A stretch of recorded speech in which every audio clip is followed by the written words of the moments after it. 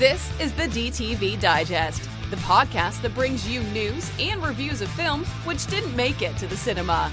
And now, here's your host, Mike Parkin.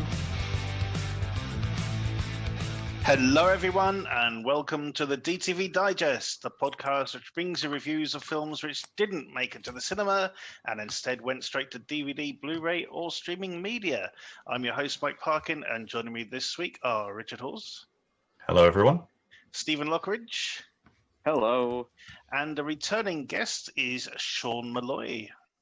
Hey, what's up, guys? Thank you for thank you for apparently not being turned off my first appearance that you accepted me back. So thank you. Yeah, not at all. So just as a recap, Sean, he runs the Dolph Lundgren podcast, I Must Break This podcast. How's that going for you, Sean? What film of Dolph's have you covered lately? Yeah. Well, I mean, let's see. Richard joined me for the package, which that particular episode came out a few weeks ago, about a month ago or so. I'm not as prolific with you as you guys are with my episodes. I'm lucky if I can get about two out a month or so. But let's see. The package was released. The most recent episode was I was able to speak with William Stout, who was the production designer on Masters of the Universe. So that episode is out there. I recorded Expendables 2 a couple weeks back, so that one will be dropping here in about the next week or so. And I have a very exciting interview scheduled tomorrow.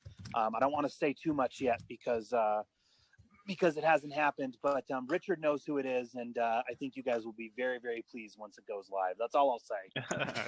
You tease you. Okay. Brill. So Sean is joining us to talk about our DTV Throwback, which is going to be a film called Shade, which you'll be hearing about later in the show. But before we get to that, we'll have reviews of The Birthday Cake, Black Medicine, Alone, Blood Brothers, and Trigger Point. And our short shot this week is going to be a Mandalorian fan film called The Hunting. So without further ado, let's crack on. Our first review then is The Birthday Cake. For the past 10 years since the death of his father, Giovanni is tasked with taking a cake to his uncle Angelo's birthday party. This year, however, things are going to turn out different for everyone, and Gio might find out the truth about how and why his father died. Now, when I was watching this, guys, there was one phrase that kept going through my head. Forget about it. No. Yeah. Has anyone seen Richie? Anyone know what he did with Bobby Lupo? That's all I can think of. I could imagine this film going on in the background of Out for Justice. That's what it reminded me of. Steve, over to you, mate. What did you make of The Birthday Cake? I really don't know. It was just such a mess. It was all over the place. And it reminded me of like After Hours crossed with The Godfather or something. It was just I just didn't get it. I'm still not 100% sure what was supposed to have gone on, because it's basically a guy taking a cake to a party. And that is literally it. But it keeps stopping off here, stopping off there. They're looking for his cousin, who's just come out of prison and gone missing because of a drug deal gone wrong. And he's kind of like the only one who knows where he is. But even he doesn't know where he is. And then you get to the end, and it just goes batshit again. You got Ewan McGregor showing up for, 2 minutes and doing a little bit of voiceover. I mean, the cast is quite good, to be fair. You got Penn Bagley in there as well, and Val Kilmer, which is very interesting because he's obviously had throat cancer and everything. Yeah, and he's using his is it tracheotomy? Yeah, and I thought it was great. That worked really well, but it's all over the place. You just don't get. I mean, Lewis Guzman's showing up for 2 minutes in a taxi as well. Yeah, that was crazy. And it's like just playing a stoner, but then the cake gets left. Oh, I couldn't. I really don't know. I didn't. Well, no, I didn't really enjoy it, but I couldn't explain what was going on, or what was happening. Rich, how did this one take you? I quite liked it, but it was very, it wore its Martin Scorsese influences on its sleeve. Yeah. It couldn't have been more Martin Scorsese if it tried. I mean, the nods to Goodfellas with the casting of Lorraine Bracco and Paul Sorvino, as well as obviously the kind of musical selections that you would expect from a Scorsese movie. There are also nods to the Sopranos as well, which that Lorraine Bracco also did, but Vincent Pastore from that series is in here as well. It's so if you like Scorsese gangster movies, I think it's worth a watch. And also the Val Kilmer thing's really interesting because we've seen him in a couple of things. We watched him in Pay Dirt where he was dubbed, I think, and then you watch this and it's like, well, now I know why he's dubbed, and you're like, and I was thinking, is that really? Because I haven't heard him. I've seen him in performances where he's been dubbed and whatnot, or been silent, but I've not heard him. And coincidentally, on the day that I watched this, on my Twitter, it came up a trailer for a documentary. Called Val, which is going to be coming out very soon, and. So I watched the trailer, and his voice in the trailer sounds exactly the same as it does in the movie. So I was like, wow. So because literally in the movie, you cannot really understand what he's saying. It's really, really difficult to tune in to his quote unquote voice, because he's got to use this, like you say, or voice box thing, and just I can't even remember what they call it, but it's really difficult for him to speak. But obviously everyone understands him because they've all been around him, and he's this well-known, well-respected gangster figure.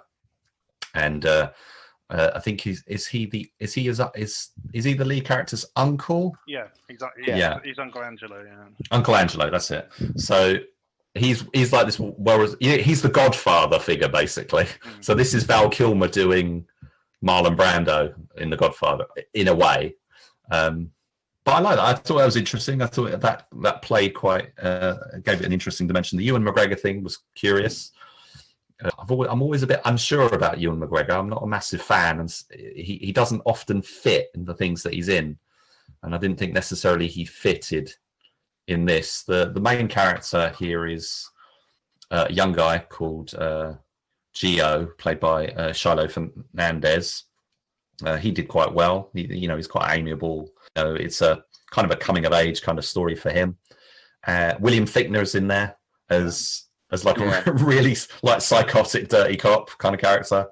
There's a few good people, but yeah, it's a film that meanders, and it doesn't have it. And I wasn't quite sure on exactly what was what at the end, because I felt like it kind of led to a point and then didn't really bother to actually explain anything. It comes to a point where you get sort of a character telling him sort of like, now you're a man, it's time you learn the truth about what happened to your father, and then they don't tell us. I think they would call it an enigmatic conclusion. Yeah, obviously for his ears only, not the audiences, who's gone on this journey with him. But there you go. I also think the film sets up a lot of red herrings. So like you think it's about something, but actually it's not. You got the Russians. You're expecting the Russians to come in at some point, and then you got the Cuban guys who take out one of the main characters. And you think they're going to have a more important role, and they just sort of disappear back into the background.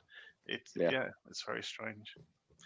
I'll tell you another film which this reminded me of, even though that this is like not a crime film at all. It was an old film with Joe Mantegna called Queen's Logic, which was set in Queens, obviously. It's just about all these sort of 30-somethings getting together for a bachelor party sort of thing, and that was a weird film. And it has that same sort of Shaggy Dog meandering style that this does. if Gio had got on a cab to his Uncle Angelo's, you know, this would have been a much shorter film, and you'd have had a lot less hassle on the way. And the camera sometimes, you know, it segues like he, you know, he goes to see his friend or his other cousin who works in a diner or a cake shop or something. Yeah, bakery. It is, yeah. I said the bakery, and you know, he gets out of the cab.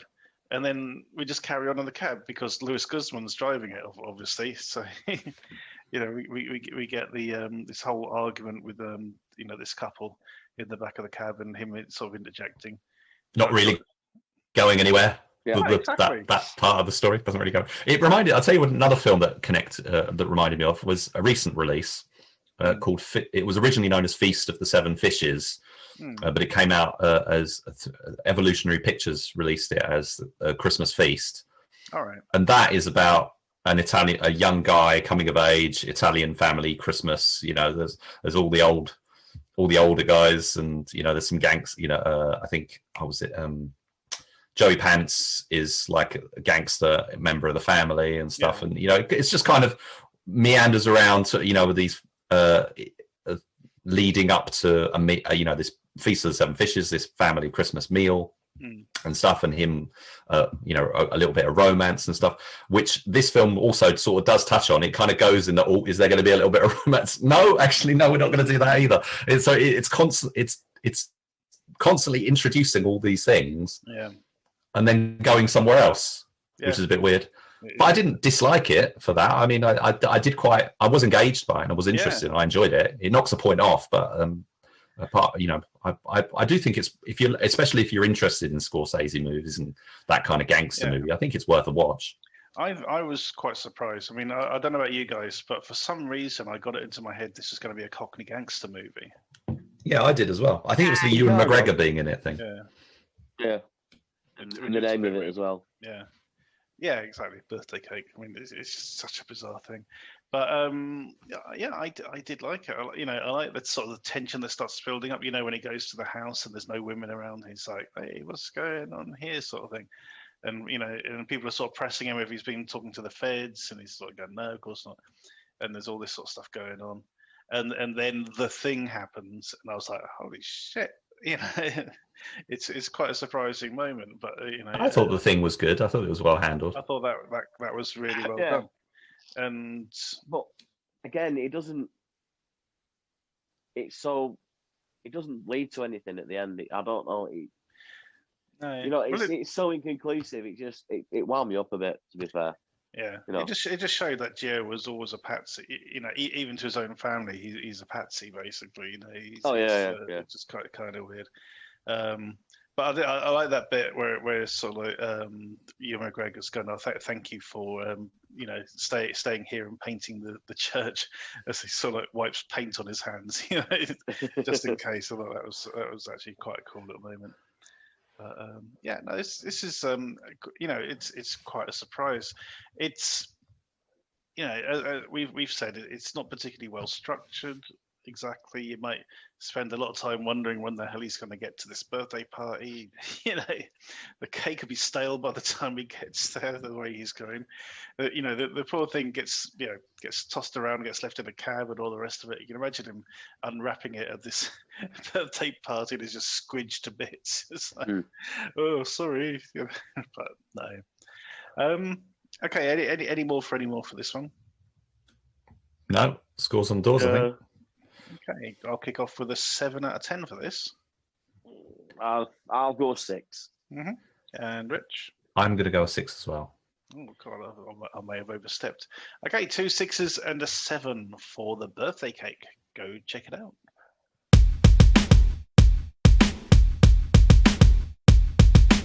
Our next review is Black Medicine. Joe is an anaesthetist who's been struck off and is now working on the black market, patching up local gangsters when they get wounded and assisting with backstreet abortions. Her skills bring her to the attention of Bernadette, the matriarch of the most notorious crime family in Belfast, and given an offer which puts her in a severe moral dilemma. This was a nice surprise. really, really interestingly shot. Especially the opening in the car park. You just don't know where it's going. Then we find out what her skills are. What her job is, shall we say, and how professional she is. And we're off and running, and it's an interesting, it's interesting to have a film set in Northern Ireland, which has got nothing to do with the IRA, but it is sort of dealing with the criminal underworld, and the woman playing Bernadette is fucking ferocious. I really, really enjoyed this. Steve, what do you make of it? Yeah, no, I did as well. Actually, like you say, you don't know where it's going, or you've got that slight opening where she's clearly suicidal and comes down and starts patching people up and stuff, and then you get this twist, not a twist, but it just changes direction completely, and she's tries starting seeing the good in something that she can do and help somebody, but it's one that it reminded me of, Gone Baby Gone. What would you do in that situation type thing? Yeah. If you had the money, would you do that? What would you do what the matriarch is trying to do? And that was fascinating to me. The only thing I thought the ending was dragged out a bit too much. You could have cut that down a little bit. Not 5-10 minutes off. But apart from that, I enjoyed it. And also the way it was shot, it kind of reminded me of The Fall as well. Oh, yeah. That kind of situation and lighting and all that kind of stuff. But no, it was completely out of the dark, out of the blue, and enjoyable. Rich? Yeah, I agree. Very pleasant surprise. Didn't know anything about it. Didn't know what to expect from it. I like it. It spins a tale that touches on very familiar themes. It's a maternal thriller, basically. A lot of it's a female-driven film, and as in the case of quite a few of these, it's about the relationship to a child or a substitute child, and the lead character here, who's suicidal, she ends up in a position where she has some she has to make an ethical choice, basically, about whether she's willing to help somebody who's in a vulnerable position, but is perhaps not in her best interest to do so, but not in an action way. It's not like Ultraviolet with what's it called, Millie Jovovich, or anything like that, or it's not Aliens or stuff. But it's a very well played thriller set in the world of black market surgery, essentially, or black market medicine as a rule. She does a bit of everything, but she's mainly an anaesthetist, and she's there to support and put the subjects to sleep while somebody else does the surgery and whatever. And she's not a very ethical person to an extent, but there comes a point where she has to make a decision. It reminded me, and it's funny enough, it's got the title of this as a tagline, but there was a short film we covered, which was an action short called Do No Harm, which was also set in the world of black market surgery. So Do No Harm is the tagline on at least the UK release of this. It's kind of got a similar aesthetic as well. It's that darkness and the makeshift surgical rooms and stuff, and the gangsters and things. Orla Brady as Bernadette, who's the matriarch of the sort of the gang side of things. There's the female characters are at the fore. There's some supporting male characters, but they're barely worth mentioning. They don't do much. This is a 2-woman story. This is a woman trying to save one woman trying to save her daughter, and another woman trying to save her, essentially a substitute trying to redeem daughter, herself, trying to get a shot of redemption. It's really well done. The structure of the film is really good. So you've got the opening of the film is reflected in the conclusion of the film, which I really liked. That was very well done. The cast is apart from Orla Brady, who I recognised. I was trying to think of what it was, and I've looked her up. I think it's because she was in Star Trek Picard. She's the one who swears a lot in that. And I was, when you're watching Star Trek, and you're like, Jesus, why are they saying the F word every 5 seconds? She's one of those. But she's done stuff like The Foreigner as well. She's really, really good. But the lead actress, Antonia Campbell Hughes, is very, very enigmatic. And I think it's a very, very solid, one of my favourite films of the week, I think. It's interesting, we've got this sort of heroine, this protagonist, who is very much an every woman kind of person, who finds herself having to defy this, a very well-oiled criminal gang, well-funded criminal organization, and she's on a losing streak, basically, and the film makes no qualms about how bad the situation is for her, and how desperate it is, and how pointless her situation is. There's no sort of like big heroics here. It's like, this is the sort of reality of the situation. This is how it probably would go down, to a certain degree. Her solution at the end, when she's sort of able to sort of turn the tables, is quite brilliant. It took me a while to sort of realize what was happening, as it did everyone else, funnily enough. So that was really cool. She's a vulnerable person, but resourceful and able to think on her feet, which is what you need to survive a film like this, basically. I love that ending as well, mainly because you just don't know. You just don't know which way it's going to go. So yeah, this is a very solid, quite original sort of idea. Good, very unique setting for us. Unique sort of heroine. We don't get many sort of doctors and nurses sort of put in these positions. I suppose the other one that comes to mind is Point Blank, that we covered recently. Oh, while we're talking about Point Blank, when we did the last show, we were insisting to Richard that Jamie Foxx was in it. We were getting confused with that other film, which is also based on a French film, which is called Sleepless. Sleepless, exactly. That was it. Yeah, so a little bit of the side. Yeah. Anyway, this is a great little film. Deserves to be seen. I'm going to score this one an 8 out of 10. Steve, I'm going to go 7.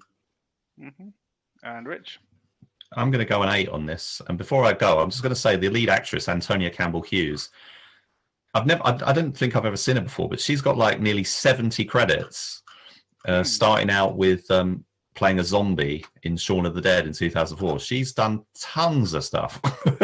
It's unbelievable. So it's no wonder she's really good in it. She's obviously, she's been honing her craft for like 15 years. So awesome. She's really good.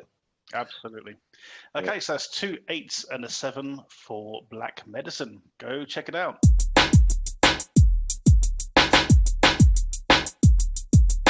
Our next film then is Alone. Recently widowed Jessica is moving out of Portland to somewhere further north, and as she drives her U-Haul trailer full of furniture along the highway, she is harassed by a stranger. Despite her best efforts, she can't shake the guy and eventually finds herself in a desperate fight for her life. First thing we need to note about this film, Rich, is it's directed by John Hyams, who gave us 2 excellent Universal Soldier sequels. Yes, and the Black Summer series, which I believe you're quite a fan of. I am, yeah. My son definitely is, yeah. So what do you make of this one? Yeah, I liked it. I mean, it's when it starts off. I mean, when it starts off, the first act is very dual. Mm-hmm. I thought it was going to be a bit more like that, but it's a bit like I was saying with the birthday cake, and the Scorsese influences are on the sleeve. I mean, that couldn't be more dual. Yeah. I mean, it's so well known. But there's a film we covered at the beginning of this year called Tailgate as well. Which, yes, I was going to mention that as well. Jumped the gun. Well, I think other stuff like Let It Snow as well is also sort of relevant to the sort of stalking a young woman kind of plot line. I think this one does it really well. So the story is broken up into chapters, and so we start out with the duel part, and then it becomes more of a kidnapping and survival tale. It's interesting you mentioned that the synopsis, it mentions that she's widowed. When I was watching that's actually kind of a revelation that comes in towards the end of the first part, or the middle of the first act, because I thought she was leaving her husband, and then they and that's why her, she's making these calls and she doesn't want to talk to her mum and all that sort of stuff. She's at a distance with them and doesn't want to really talk about things too much. So that was quite an interesting revelation. I'm going in cold to this. I didn't know anything about it. So apart from the fact that John Hyams had directed it. So yeah, it's a stalker kind of movie. We've seen a lot of these before. There was another film called The Ranger, which I watched which I watched on Shudder, which I was thinking of because that's all set in the woods as well. This is in the woods of Oregon, encountering a psychopath. There's other stuff like The Vanishing or Breakdown or all these kind of in the middle of nowhere kind of thrillers. There was I watched one with Meatloaf called I can't remember what it was called, but where he was preying on women, out in the truck stops and stuff. It's very well-worn territory, but I think it works really well. What I didn't know until after watching it, we were watching the Blu-ray and I checked out one of the extra features, was that this is a remake. Really? Yeah, so it's a remake of a Swedish movie from 2011 called now I'm not gonna try the original title, but Gone was the original translated title. And I think it's basically very similar, basically the same plot line. I don't think they've changed too much. I think there might have been like maybe one of the character or the slight development, because what we've got here is essentially a two-hander, but then we've got a part of the story where she encounters a hunter, and he becomes a third character, but very briefly, played by a guy I'm pretty sure he was in Buffy the Vampire Slayer. We were talking about stuff. I'm looking him up now. He was in like the Silence of the Lambs and stuff. Yeah, but I don't know if he was the director of the asylum. But maybe it wasn't Buffy the Vampire Slayer because I can't find it on his thing. But I definitely recognised him from something. So yeah, he's in there as well. The guy who's the antagonist, who's Mark Menchaca. Apologies, I don't know how to pronounce his names. He was really good. The lead actress, Jules Wilcox. Yep. Very strong performance. She's very again, like we were talking about with Black Medicine, very resourceful. She finds herself trapped in a room. It's a very believable way in which she deals with trying to come up with an escape plan, I thought. And she's quietly observing, and she finds out stuff about the psycho, basically, which is good, and it all fleshes it out. Yeah, I thought it's really good. It is it's a very streamlined sort of story. There's not many sort of bells and whistles going from A to B, but it is as typical for John Hyams. It's very well paced, very very lean storytelling, as you say. And you got this guy. And at first you're not sure about the guy. Is he sort of just well-meaning sort of dickhead sort of thing? But it sort of goes on and on. He just won't leave her alone, and then it sort of causes her to crash and that sort of thing. And then the second half of it becomes this sort of survival horror sort of scenario, which I absolutely love.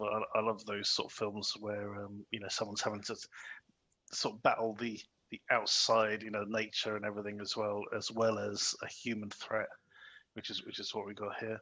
I just really enjoyed it, and again, the denouement of it, where she is able to use that information she's gleaned about him, and use it to her advantage, and put him in a shitty position. I thought that was really good. It's all of a sudden his dual life is being put into jeopardy. Regardless of whether or not he manages to kill her or not. She's found the chink in his armor, and his sort of this dual life that he's been leading could be in ruins. So yeah, no, it's just really, really well done. Yeah, it's a very simple cat and mouse thriller, but very well executed. I will say there was something interesting I was feeling when I was watching when I'm watching the first act. There's two things are sort of jumping out at me. One is it's like an advert for U-Haul, Yeah. and I'm thinking, why isn't U-Haul over here? Is it just because we don't have the distances? I don't know of anything like U-Haul that exists over here. Maybe it does, but U-Haul is we just rent a van. Yeah, I know there's places that do trailer rentals and stuff, but the whole concept of the U-Haul thing, I've just not come across anything like that over here. But it's very American, isn't it? We've grown up watching these movies, or we've seen these movies for years, and U-Haul is just one of those brands that just keeps turning up. Yeah, absolutely.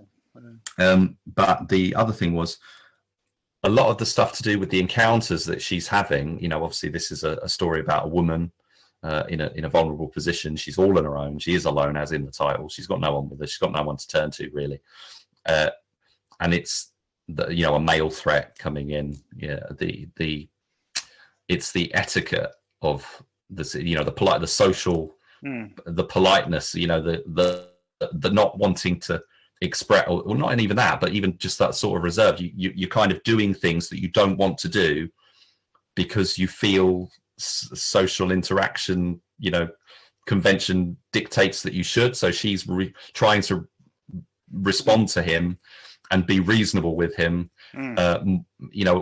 against her better judgment, rather than just sort of running away or just being really rude and just cutting him off or whatever. She's actually giving him a fair, giving him the benefit of the doubt, giving him a benefit of the doubt. Yeah, because at the back of her mind, as with the audience, there's just that little glimmer of thinking he could just be like a dog, and I'm being incredibly rude to him, and maybe that initial incident was a mistake, or on his part, and he's apologized for it and stuff,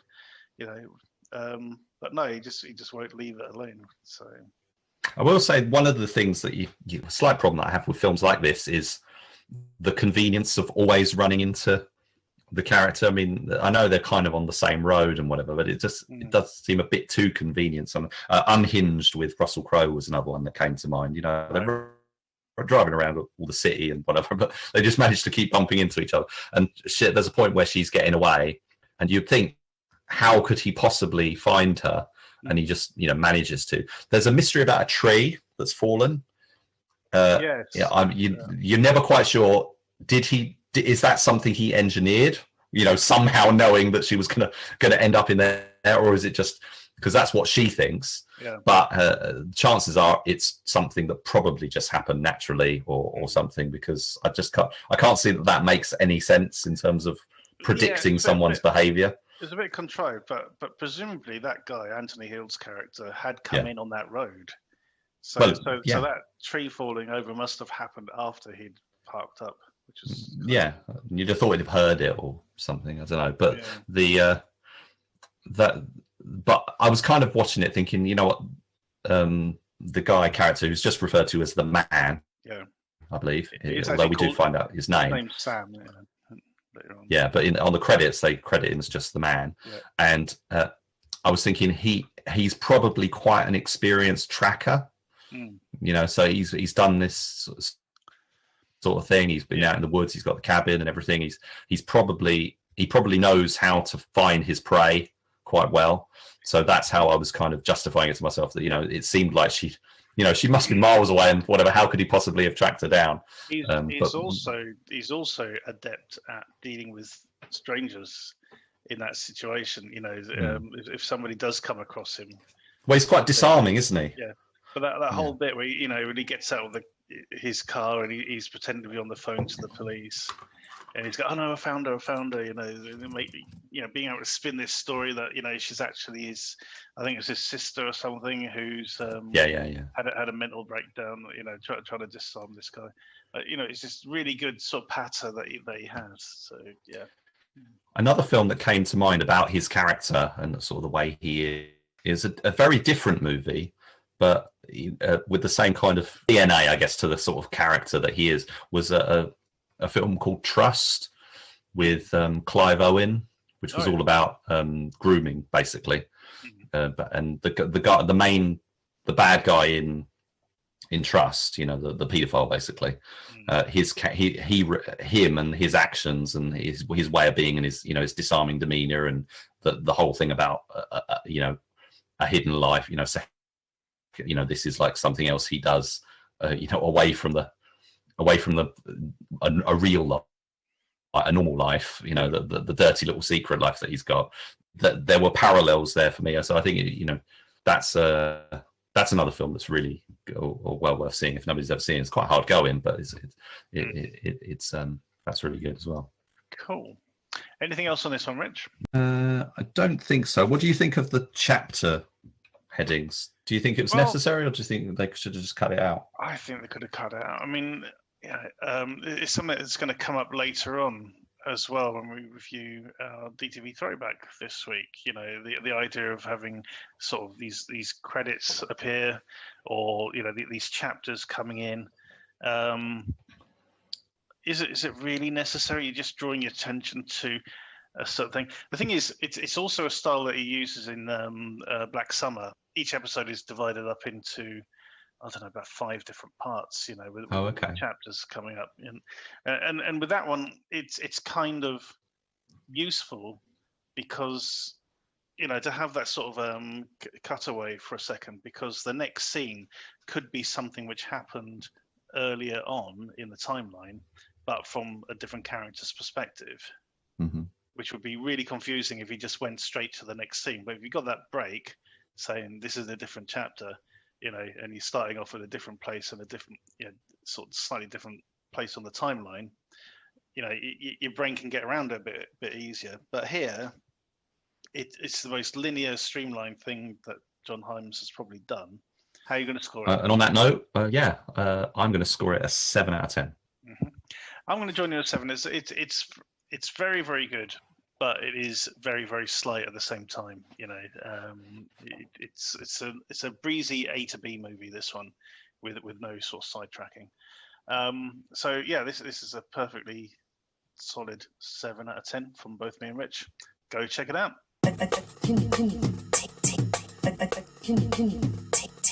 Our next review is Blood Brothers. 2 brothers' relationship strains when the younger one receives news of a strange inheritance, complicating their competition for a mysterious young woman who arrives on their island. The entire family reaches a breaking point, brought about by a startling revelation about their mother's fidelity, love, friendship, and betrayal. So this is a weird one, guys. It's based on a French book, a French novel called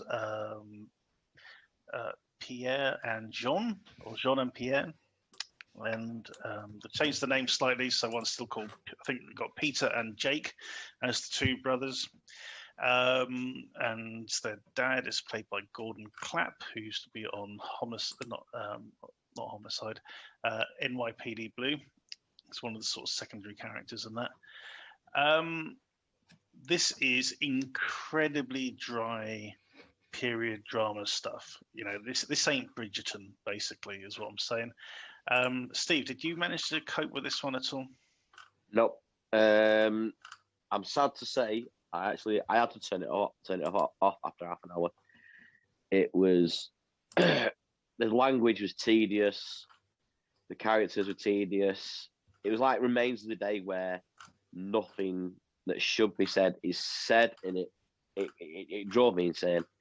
I mean, there's one scene where they're sat around the table eating, and they're talking to you, but the language they're using is so overblown and annoying. Basically, she just needs to turn around and say, "Look, shut the fuck up and eat your dinner." But she doesn't. It takes her 10 sentences to say what she's saying, and yeah, I had to give up on it. So I can't give it a score because I didn't finish it, because it just didn't sit with me at all.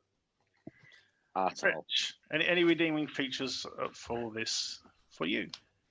I liked it. I really liked it a lot. I enjoyed the I quite like. I've kind of grown into period dramas and stuff with watching with my other half, and I liked the aesthetic. I thought the performances were really strong. I was engaged with the. It's a typical story of two brothers, and the sort of power plays, but not power plays, but struggles between them. One brother gets handed a silver spoon, essentially, so gets his future all secured easily. The other one's a struggle. I mean, they're struggling. There's a struggling family, or struggling, but he's a doctor, and they've got enough money. They're not poor. It's one of those kind of stories, but it's interesting. It's set on an island. It's in the context of post-Civil War. The young woman who comes to the island, I can't remember what her name is. I think it's Diane Guerrero as Lucia Childs. I might be wrong there, but yeah. I thought she was quite captivating. And yeah, the brothers, Jacqueline Bisset is in there. I thought that was, she's nice. She gives it a touch of class, a bit of a Julie Andrews kind of quality to proceedings. It's low budget, but I think, I think the costume design and the production design or locations that they've used, they've managed to get a lot for, you can't compare it to the British ones where, we go to National Trust properties and all that kind of thing. But they've found something that looks relatively authentic, an interesting location, interesting settings and themes, for me at least. And yeah, I really enjoyed it. I'm somewhere between the two of you on this one. I certainly admire the production, what it's going for. Like you said, the locations are good. Cast is fine. Didn't have any issue with that. It's just the script. I just thought this dragged out everything to the nth degree. Yeah. It really did. You're struggling to sort of find out what the hell's going on at times. But it was fine. And the way it ends is just like bizarre. It really is. But it is true to the book. Yeah, it is actually true to the book, what actually happens. It's, and you kind of feel for the doctor character because he's put in this sort of crappy position by his brother inheriting, this fortune. And he's like, well, wait a minute, why has he inherited this fortune when I'm the older brother? And all this sort of stuff going on. And then even though he's in the right, he's the one who's kind of like ostracized by sort of what happens and or what's happened in the past, should I say. But yeah, it's just very, very strange. It's different to basically everything else you'll see on the the shelves this week and stuff. I think. But I think for the market, for the people, I mean, they're marketing it to the like Pride and Prejudice and Bridgerton and stuff. I mean, it's not got it's certainly not got the edge of Bridgerton, that's for sure. No. But this is what would you say? Like it's kind of for like Emily Dickinson, sort of Jane unoffensive kind of stuff. Yeah, it's a touch of the Bronte sisters about it. But set in New England, on an island just off New England, I think it's set.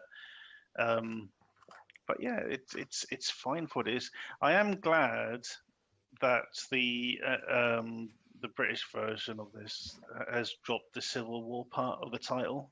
Well, I think that's something that wasn't in the original title. That's something that's been tacked on for marketing purposes because there's nothing to do with it. I mean, Civil War is mentioned. Because it's set after the Civil War. I mean, there are a couple of sort of consequences of people's actions. Yes, coming out of it.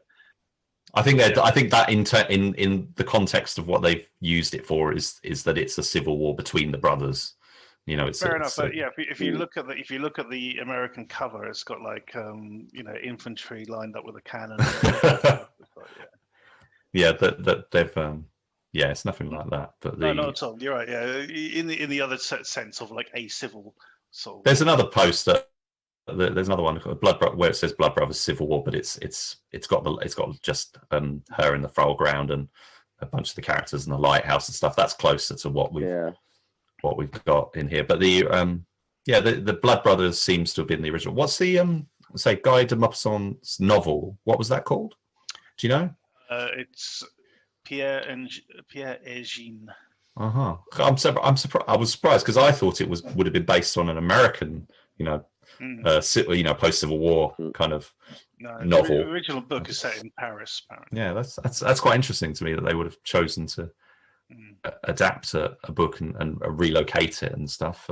The guy who's written and directed it, Jay Craven's got quite an extensive, filmography, but I haven't seen any of it. But I presume it's probably of a similar style. Kingdom County Productions is the company, I believe, that's made it. Oh, it says here Pierre Jean. Yeah, it's listed on the website. Saying, but I mean, for me, pleasant surprise really, because I wasn't expecting to get much out of it, and I'd comfortably watch this with my other half. Fair enough. How are you going to score it? I'm going to give it a 7 out of 10. Well, I'm going the opposite way for once. I'm giving it a 6 out of 10. So a 6 and a 7 for Blood Brothers. If you're a fan of things like Pride and Prejudice and things like that, this may be up your alley. Go check it out. Our next review is Trigger Point. Nicholas Shaw is an ex-government agent whose last mission ended with him being kidnapped and tortured until he gave up the names of other operatives. Now those very people have just been assassinated, and the agency he worked for turns to Shaw to help identify the killer. But who can he trust? Steve, what did you make of this one? I really enjoyed this. I thought this is probably my film of the week. Barry Pepper is great, and it's cold. It's like cold, calculating. He's an American Daniel Craig almost. In this. Yeah, he is. That's exactly how he is. Yeah, but it's quite generic spy story. Couple of twists and turns in there, backstabbing, double crossing, all that lot. But it just really worked. I thought it was smoothly done. The action's great, and I thought he had a really good chemistry with Colm Feore. Yeah. Who playing his mate and stuff, and also it does start off quite slow. You've got like 10-15 minutes of build up where he's just going about his day-to-day life, but he's quite paranoid because even his front door's on a key card and stuff like that. But I really, really enjoyed this. It was just flew by, no messing, and it was cracking. Rich, what do you make of this?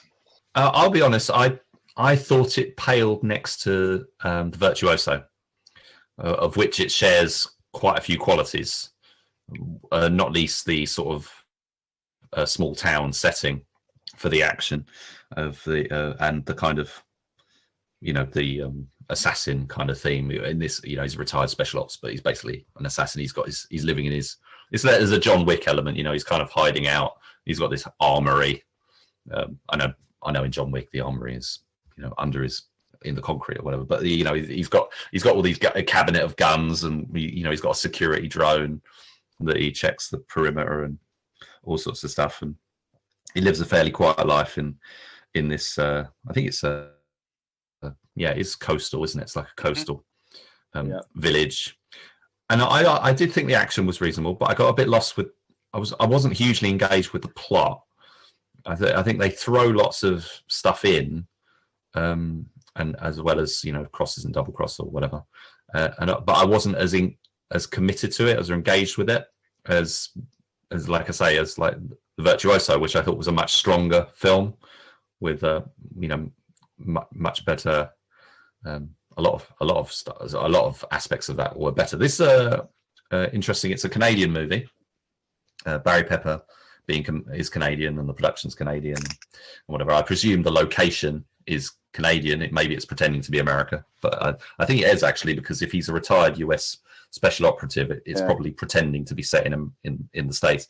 Colm Feore's good. I always like seeing him. Yeah, so I thought the action was quite well handled. Barry Pepper was fine. I haven't seen him in a lot of leading roles. I mean, obviously he had that possible breakout role when he was cast as the lead in Battlefield Earth, and we all know how that turned out.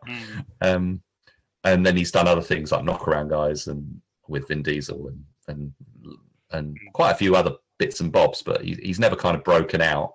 So it's interesting to see him in a lead role. I thought he was fine. I wasn't as sold on him as you guys, but I like The Old Lady in the Bookshop and stuff like that. It's very short. It's like an hour and 15 minutes long. So I think it tries to cram in a lot of background, backstory, conspiracy and whatever. There's a lot it's trying to cover. And I guess it just lost me along the way. The Virtuoso is the last film that I was thinking of when watching this. I mean, I don't know how you managed to join those two dots. I did as well. Really? Oh, yeah. Especially the beginning, because it was just like the cabin. Yeah, the cabin, the meticulousness, the this, and then then it carried on and changed. But yeah, I can see where Rich is coming from. No, not me. Small town, people not being who you think they are. Who do you trust? But the thing is, the Virtuoso is way out of my memory. Even though we only reviewed it like a month or so ago, I've forgotten about that. And it's just not one of those films that I would have instantly gone, oh yeah, this reminds me of that. The Cabin in the Woods, that sort of shit. But no, I really did like this. I thought it was really well made. They put all the effort into the little. There's no sort of hand-to-hand combat in this one. It's all gunplay, but it's well handled. It's well shot. They've paid the extra for the proper sound effects and everything, which is as you know is one of the things I do pick up on. I just thought it worked really well. As sort of Steve mentioned, we get the hints about the character, like when he goes to the diner, he always makes sure he sits with his back to the wall, facing the door, because he doesn't want to be ambushed or surprised, that sort of thing. We find out later in the film that he's got a particular relationship to the bookstore owner, because it's a bit early on when she goes, oh, somebody popped into the shop and was looking for you, and it all seems very innocent, and then we sort of find out later on that actually maybe it's not as innocent as he's sort of been coming across, and he's been making a point of trying to ingratiate himself into the community, especially with the waitress. He just sort of she talks incessantly, but he's very patient and just lets her, which is quite amusing. But yeah, I actually like the character. He there's a bit where he goes to this nightclub with Confio, and they're sort of being interrogated by sort of the nightclub owner, and he's just sort of sitting there. He's just like really, really calm under pressure. He's the one controlling everything. Yeah. Is that the guy's office with the Booty Actually poster? Yeah, that's it. Yeah. Yeah. I recognised him from something. I couldn't remember what I didn't know what. I'm sure I've seen him in something. I just couldn't think of what it was. Yeah, I just really, really like this a lot. When I was watching it, I was thinking this is the sort of film that Steven Seagal wants to make, but can't. This is the sort of film he tries to make, but ego and sort of crappy directors and everything, he just fumbles it. This is directed by a guy called Brad Turner, who is his sort of film pedigree is doing just about every action TV series there is. And occasional movies like Species 3, but very extensive TV work. Yeah, he's done everything. He's done a bit of everything. Yeah. 24 notably. Exactly. Yeah. So he knows which end of the gun to point at. Yeah, and I like the fact that it's open-ended a bit. I was wondering, in fact, whether or not this was again, adapted from some sort of series of novels or something, because it leaves it open. It leaves it quite nicely open for further adventures sort of down the line. So yeah, no, this was pretty solid for me. Really enjoyed it. Okay, scores on the doors then, guys. So Steve, what are you going to give Trigger Point? An 8. And Rich, what are you going to score this? I'm going to give it a 6. I'm going to join Steve on an 8. This is very good, very solid. This is the sort of thing we want out of our action. basically. So 2 8s and a 6 for Trigger Point. Go check it out.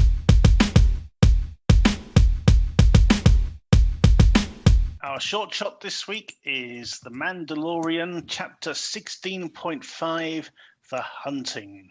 As you can guess, this is a fan film set in the world of The Mandalorian, which has been a huge success on the Disney Channel. And it purports to try and sort of wedge in a bit of extra story to the ongoing saga. Rich, are you a fan of The Mandalorian? No, I've never seen it. Okay, so how did you get on with this short then? I mean, were you able to sort of pick up what was going on? I think so. I mean, I'm curious to if either of you guys know more about where perhaps this fits in. That might help a bit. But I think just looking at it from coming at it just as a Star Wars fan film on its own merits, just in isolation. In terms of the production quality and everything, and the story in the film itself, which is about 15 minutes long, I thought it was really good. I thought they handled they got a nice location, well shot, costumes are really good. The fairly straightforward story that unfolds is well handled. I thought it was very solid. Mm-hmm. Steve, I imagine you've watched the whole of The Mandalorian by now. Yes, watched it every week when it came out. Yeah, it was okay. They definitely done the work on the production side of it. I was a little bit lacking story-wise. There's not really much there. No. But they've done a good job on it, shall I say? So what is this set? Is there a 16th episode that this is set after? Is that why it's called Chapter 16.5? I'm presuming Chapter 16 was the last one in season 2. Right. Oh, okay. Basically, after that, but it doesn't go into anything really. It doesn't. To me, it didn't really connect as such. Okay. To the actual storyline, it's just how they've done it, and it does work quite well. I thought the production values were really good in this. Especially, I've looked at some of the previous work of the director on his YouTube channel, Brad Kendrick, and it's all really, it's really low budget stuff. And this, they seem to have, managed to get a quite a tidy budget to do it. I know they've sourced music and stuff from the movies, but in terms of the shooting of the film and the aesthetics and whatnot, it's very professional. Yeah, I totally agree. The bit that surprised me actually is when you have these cutaways to the bridge of the Star Destroyer. I thought that was really impressive. However they managed to do that, I thought that was really, really cool. The director himself, I'm just looking at the notes on the video. He's only 18 years old. What? Yeah. So it says this is the result of an 18-year-old videographer / director being a lifelong fan of Star Wars with a small budget of around $4,000 and a bunch of amazing people to help him out. Oh, yeah, you got to say that's pretty amazing, isn't it? I think I hate him. That is rather amazing.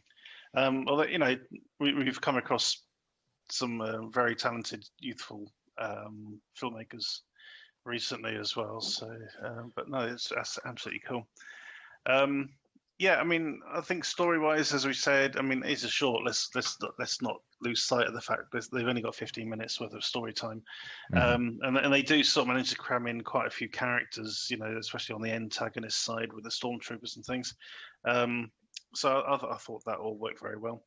Yeah, it's not a lot different to a lot of this sort of fan films we tend to see. Where it's more of a calling card to sort of show what they can do on a small budget rather than really, push the story forward or anything. It's kind of spinning its wheels from a story point of view.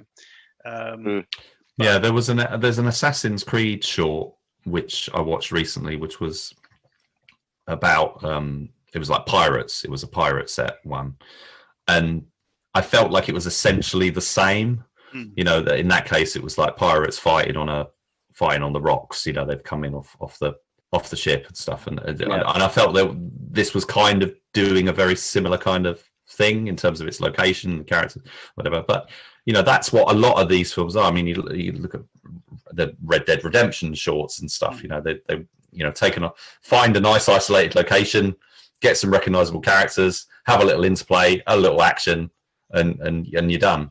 And that's no bad thing. No, not at all. And if Hollywood or whatever is taking its time getting these things developed, then why not do your short, get it in there, get it show Hollywood what you can do, get a bit of interest. Absolutely. So well done to young Brad Kendrick for this very long titled short film. So it's a bit of a mouthful, The Mandalorian Chapter 16.5, The Hunting. A very highly recommended, I'd say. Especially if you're interested in Star Wars shorts, it's one of the best I've seen this year in terms of quality. Yeah, it is a very high quality one. The costumes are superb. Absolutely works really well. So we don't score the shorts as usual, but we will put links to this into the footnotes below. So please check this out. It's 15 minutes long. Half your lunch hour. Why not munch your sandwiches while watching a bit of Star Wars? So our DTV throwback this week is Shade. A group of hustlers team up for one last job to take down the infamous Dean, a card player who has never been beaten. Stellar cast in this one, Sean. What did you make of it? This is a cool movie, man. I'm going to be honest. This is it's not the best from Mr. Sylvester Stallone, but what's interesting about it is it got released around a really interesting time, not just in Stallone's career, but in the careers of all the big action guys. I mean, if you really, and it's one of those things, I've said it on my show before, but I didn't notice it then when it was happening, but as you look back upon it, it's almost really fascinating to look at. Okay, the late 90s to early 2000s was a really it was a real turning point in terms of not just action cinema, but it was almost kind of the beginning of the end for these big action guys. And so if you go down the list, it's really kind of amazing in a sense how Arnold Schwarzenegger, Sylvester Stallone, Jean-Claude Van Damme, all of these guys were not commanding the box office anymore. And they were all starting to, maybe not so much Schwarzenegger, because Schwarzenegger was, he was going into politics. Mm-hmm. So that kind of, that helped him out. But all these other guys, this is when Jean-Claude Van Damme was hitting the direct-to-video stuff.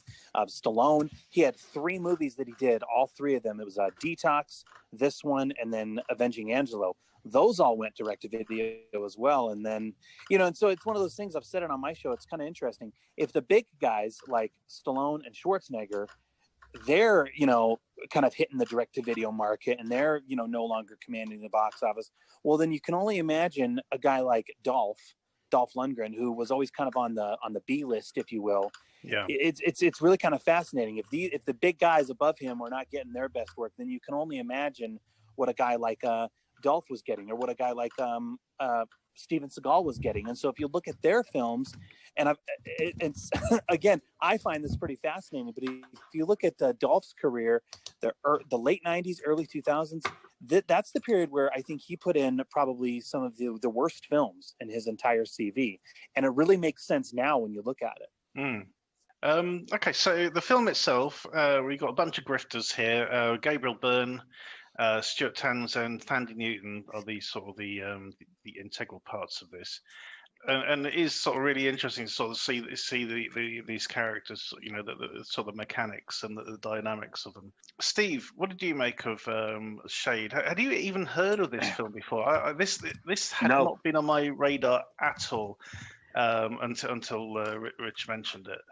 No, never heard of it at all. Not seen anything. Completely passed me by. But it was enjoyable.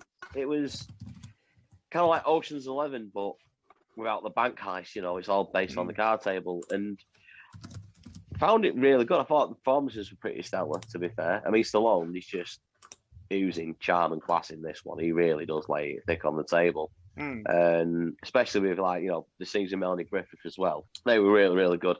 Also, Jamie Foxx as well. Young Jamie Foxx, which was quite surprising. He's only in it for half the film, really.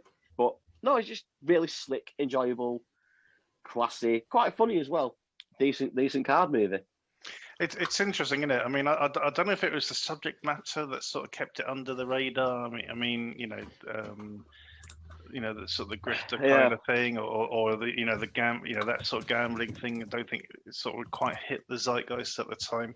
The Matt Damon film Rounders with Edward Norton that didn't do particularly well, even though I thought it was really good. It became a cult hit.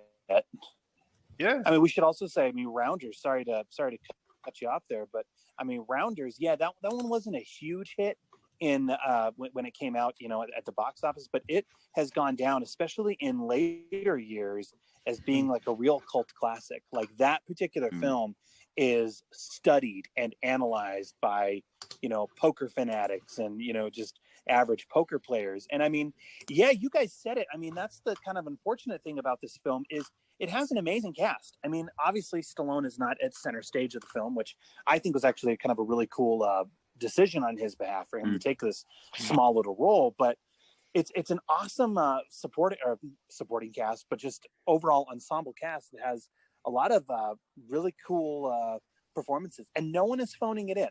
No one is phoning it in. They're giving it all. The one thing that I took away from it that I thought was funny is Stuart Townsend is the lead. So this was obviously made at a time when people thought that Stuart Townsend was going to be the next big thing. That didn't happen. But he's quite low key in the center in this as well. It's not a flashy performance from him, but he is he is the sort of slightly more sympathetic character, I guess, out of all of them. So, Rich, over to you. I mean, had you seen this before? Yeah, I saw it when it came out. It was very low key. But you were the one. You were the one person. Well, basically, it was High Flyers who picked it up in the end for the UK release, and they don't do any advertising or anything apart from like putting a trailer on another release. That's about all you're going to get, and the film itself probably sank without much notice. But yeah, the cast is really good. I'm not so struck on Stuart Townsend. Again, like Sean was saying, he that kind of never happened. He did the what was it? The Anne Rice. Damned. Queen of the Damned. And obviously he'd done Shooting Fish and different things. But this was I think I should really look up at what he's done after this, but I don't think he's got whereas on the other hand, you've got Jamie Foxx, who's clearly got star potential, and he's sort of ascended and become the most successful out of them all. Although Gabriel Byrne, obviously very successful actor, still doing really well, and Tandy Newton as well. But we've also got people like Bo Hopkins in a supporting role. The film is coming out 2 years after Ocean's 11, which does not work in its favor. I think that's the thing. Everyone was going to compare it to that. It can't reach the heights of that. Stallone is in there. He's a little bit of a George Clooney in this, but the budget is much lower. It's very much going from set to set. There's not any grand set pieces or anything. It's closer to the card game in Casino Royale than anything else. Do you think people would have found it difficult to follow the actual sort of grift? So they're doing sort of the con they do to their partner at the beginning, that sort of thing. Do you think people might have been a bit sort of like, oh, hang on, what's happened exactly? I think it's quite complexly structured. Whether that always works, or I'm not. I don't know. I think some bits work better than others. There's a lot of overlay, isn't there? So like, we'll get to a point. Someone will say something, and then it'll jump back 5 minutes and show you something from a different perspective. Yeah, that's right. And it's not always clearly signposted. Well, it's not as convoluted as it could be. I mean, I don't know if you guys saw it, but Guy Ritchie and Jason Statham did the film Revolver. Kind of has some similar themes, and that one is almost in love with itself over the fact of how deliberately confusing it is being. You know what I mean? This one, I feel like it's obviously because it's a movie about poker playing, so obviously there's going to be some wild cards, if you will, and some, people who are playing multiple sides and everything. But it spells it out to where, in my opinion, the first time I viewed this, a lot of those turns, a lot of those twists kind of took me by surprise. And they you know what I mean? Like they weren't overly confusing, but they came in at just the right angle for me. And even if you're not a big poker player, I think you're still going to find something with this film that is enjoyable. I'll tell you what I like. Yeah. It starts out with the RKO Pictures logo, which automatically gives it a retro kind of feel, because RKO Pictures originally went bankrupt like donkey's years ago. So I don't know how they kind of managed to resurrect the not necessarily the studio, but they managed to bring it back as a brand or as a company for at least a limited time. I think they might have done one or two other films around this time, and but it's got an old-fashioned kind of feel to it. And I think the film itself it's not really, it's kind of coming off the back of Ocean's 11, but it's much more based on The Sting.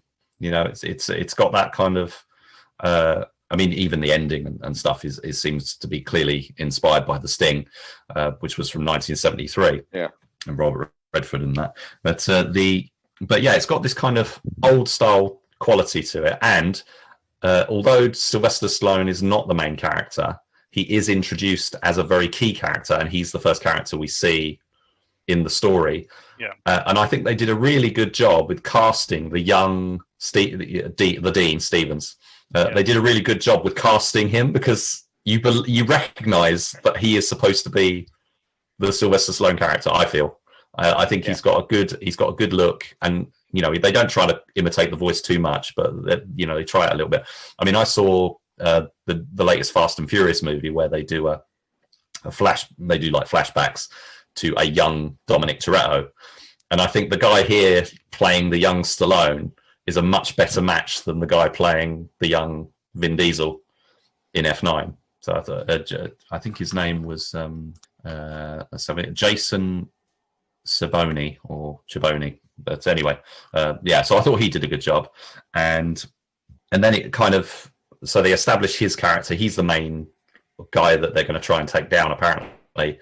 Then they introduce all the other characters. There's lots of, cross and double cross and lots of other characters being introduced. We've got Roger Guevara Smith, who we watched in the Mercenary for Justice with Steven Seagal. He's a kind of a bit similar to that character in this. He's a bit of a lowlife. But his guy who he works with, his enforcer, is Be Real from Cypress Hill. Yeah. Be Real. I was hoping someone was going to mention that, or else I was going to throw it out there. Yeah, Be Real shows up as the heavy. As the heavy, yeah. Mostly doesn't really say anything, just kind of stands there for the most part. It does have a pretty decent little shootout in the middle of the film as well, featuring Bill and the other guy. That's kind of the big action beat, really. There's not really any more action apart from that. But they handled it really well. It was some decent sort of clean action, sort of decent editing. So I was quite happy with that little sequence. And quite fun, where he's like getting hold of the gun and trying to fire it. Then there's nothing in it. I better get down, jumping out of the way and all that sort of stuff. It's really cool. Yeah. And Melanie Griffith is in there, but she doesn't get a huge amount to do in this, unfortunately. I think she's like the love interest. To sort of anchor the Dean's character, but there's not really anything for her to do in it. No. And I also want to mention, talking about the cast, Michael Dorn, who was Worf, the Worf from Star Trek: The Next Generation. Yeah, he turns up at the card game. Yep. Again, doesn't do much, but an interesting presence around that table. This is just really, really enjoyable, and it's interesting to sort of discover these films. We consider ourselves to be film aficionados, and yet something with a cast like this can still just slip us by, until the right moment, which is really, really cool. It opens with a really nice tracking shot, which it seems like a one-shot thing going into the club and whatever. I mean, not the initial opening necessarily, but when you're introducing Gabriel Byrne's character. That tracking shot was really cool. I wasn't sure whether or not he actually owned that club, because he seemed to know everyone Yeah. And everyone knows him, sort of thing, and he's friends with everyone, sort of thing. There's another really good, we've been talking about drone shots and things like that recently, and there's a really good one sort of late on where the drone is actually sort of pulling away from the house or the hotel. It's the like opposite zoom shot basically, which looked really, really good. I must admit, I thought that was quite unusual. Now, one thing that I did find a bit complicated, or not complicated, a bit confusing, was you got the Dean, who is like the ultimate player, everyone idolizes, and they all want to get down and play at the table with him. Yeah. But they all know he's a cheater. So where's the? I mean, I know he's a good cheater, but why would you want to sit down and play with the best cheater? It's like I didn't understand that at all. Probably because you're a cheater as well.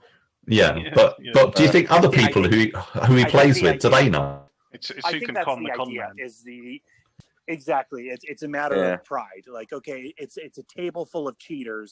Who in the end is going to prevail as being the best? Mm-hmm. Yeah. Okay, I see that. Can we just say real quick, just how we kind of danced around it, but how wonderful I think Sylvester Stallone is in this role. Yeah. Because if you kind of want to go backwards a bit and kind of look at again, kind of echoing what I said earlier, but if you look at Stallone's career when this came out, it came out in 2003, 2004, but if you look at Stallone's career around this period, okay, he was falling on some pretty hard times. He wasn't doing much at the box office anymore. His films Get Carter and Driven, those floundered. So I think it was a really wise move on his behalf for him to take on a small little supporting role like this, where maybe he's not playing like a mafia boss or whatever, but where he's playing like this kind of boogeyman of the card table, if you will, that everyone is afraid of. And I think that was, if we're going to have Stallone take a small little supporting role, then this is the film that I would want him to do it in. And the other thing that I want to throw it out there real quick, Richard, you said it already regarding Ocean's 11. I would much rather go back and watch this particular film again, or I'd much rather see a sequel to this film than any of those Ocean's 11 films. Those Ocean's films, I feel, in my opinion, I've never liked them, because the thing with those films is, those ones, they all have these ensemble casts of tons of, all these mainstream actors. But it's one of those things where you can tell that they're all having just such a fun time on set, and that fun never translates on, you know what I mean? Like, I'm just watching it and I'm bored. As opposed to this one, like, I'm having fun with it. Yeah, the second one in particular, that was just like so indulgent. Yeah, it was pretty insufferable, that one. I actually really like number 1 and number 3. Yeah, I agree. So. Yeah, but horses for courses. The opening credits for this really set the standard as well. The whole thing with the cards. It was, it wasn't just like names against a black background sort of thing. They actually put a lot of effort into it, which I thought was really, really good. Yeah, they do. They've got close-up magic, haven't they? Basically, close-up card dealing and stuff. Which I think brings us on to the writer-director of this film, which is Damien Neiman. This is his only film that's actually produced. I think he was attached to a couple of others. I don't think they actually got any traction. But his background, I think, is he is a magician. He's sort of sleight of hand kind of guy. Okay. Which, it's obviously a passion project for him. I will say on the subject of that, I thought Stuart Townsend handled the cards really well, because they're doing some shots where they're not just cutting to close-ups, so he's moving the cards, he's swiping them around, he's playing with the deck, and that's not easy stuff. And I'm presuming he probably put a lot into learning how to do that for the film. I would expect. Yeah, absolutely. Yeah. But it's a shame that this is Damien's only film today. I think he handles this very well. He handles the material very well. It would have been interesting to sort of see him get another project going, I think. Well, this film also does really well that I really like is, we see this a lot. I'm sure you guys have seen it a lot in direct-to-video films, but it does that old trick of where the frame will freeze, and then like the character's name will fly onto the screen. You know what I'm talking about? Like, Yeah, this gets away with it because it is from 2003.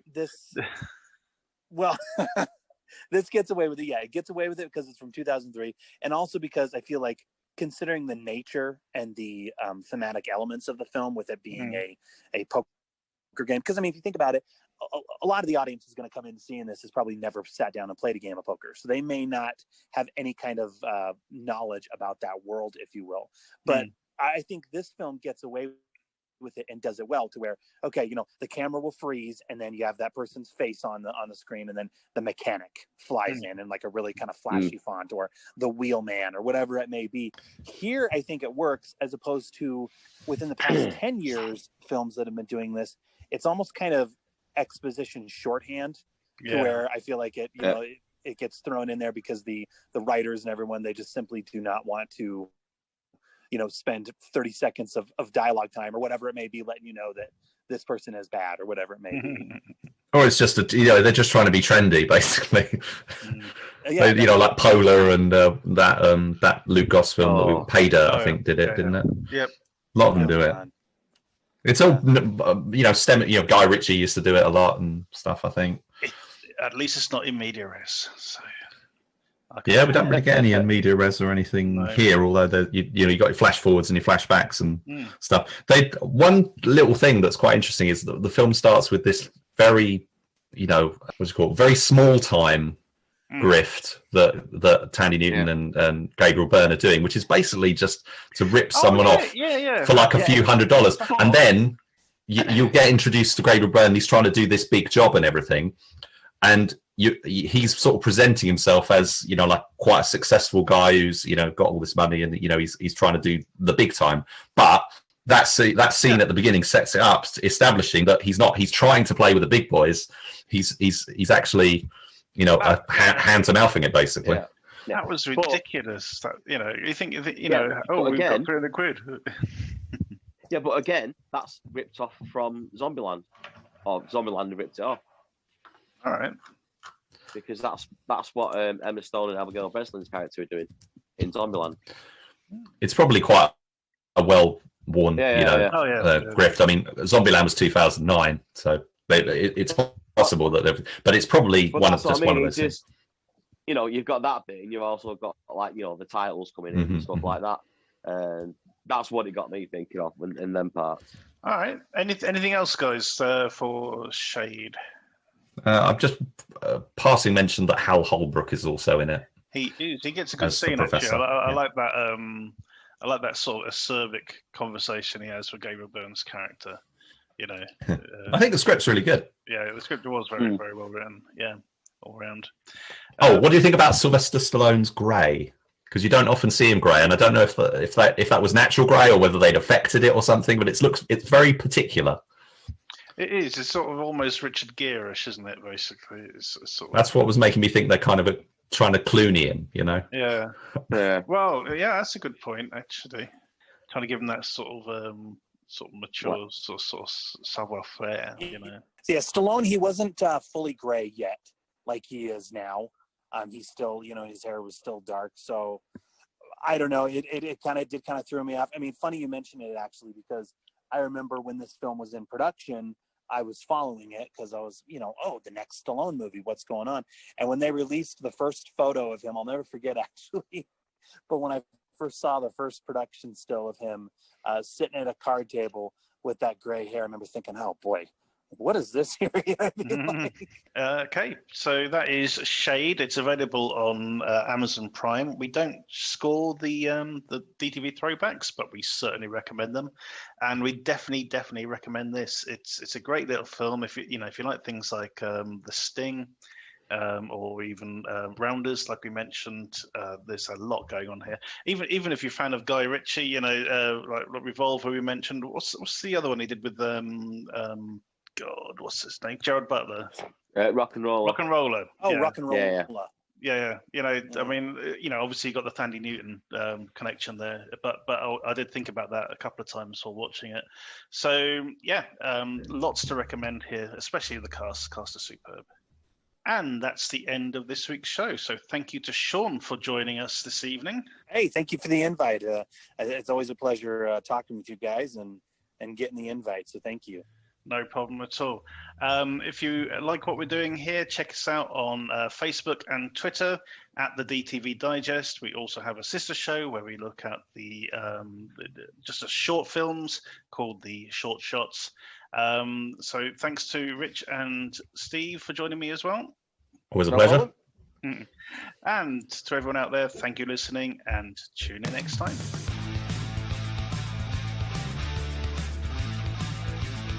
Thank you for listening to the DTV Digest. Let us know your thoughts in the comments and tune in again next time.